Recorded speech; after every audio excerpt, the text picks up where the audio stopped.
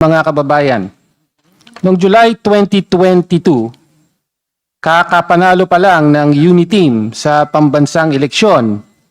Bago pa man uminit ang kanyang upuan, humingi na agad si Vice President Sara Duterte ng confidential funds sa Malacanang. Sa kabila ito ng katotohanan ayon sa tradisyon at batas, walang CF, confidential funds, ang Office of the Vice President at lalong walang CF ang Department of Education.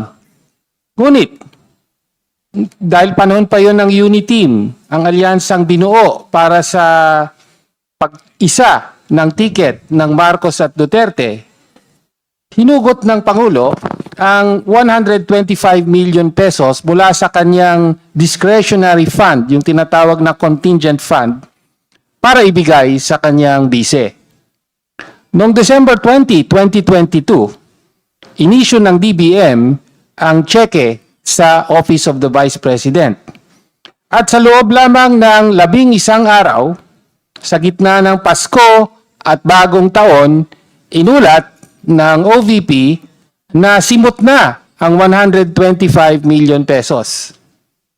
125 milyong piso nilustay sa loob ng 11 araw.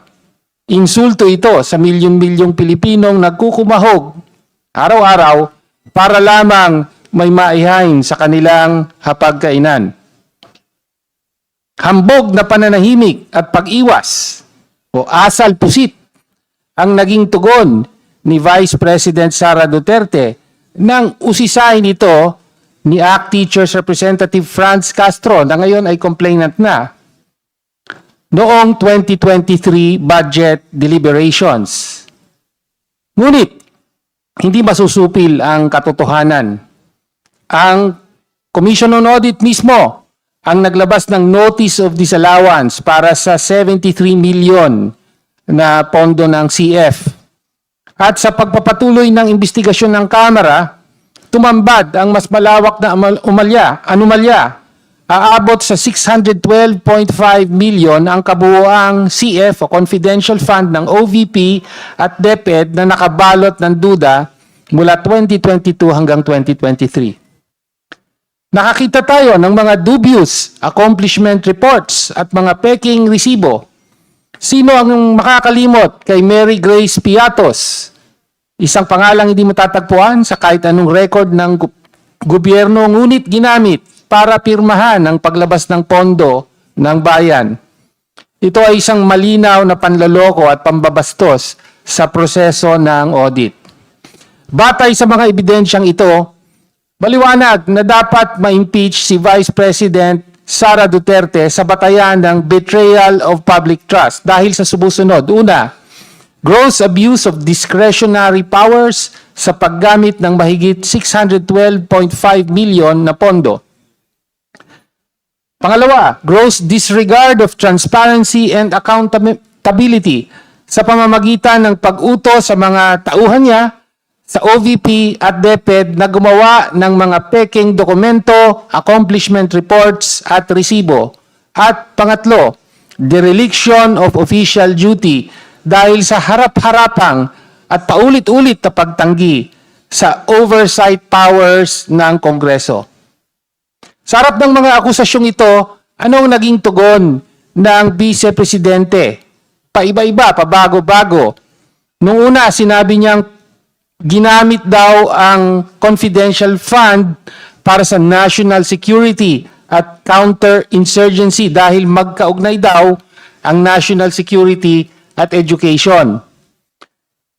Nang magbitiw na siya sa gabinete, sinabi niyang ginamit daw ang pondo para imbestigahan ang anomalous laptop deal sa DepEd na tagumpay o outstanding accomplishment. Ang tanging markang iniiwan niya sa kanyang unang pagkakataon sa ikalawang pinakamataas na opisina ay ang pinakamalaking anomalya sa confidential funds sa kasaysayan ng bansa.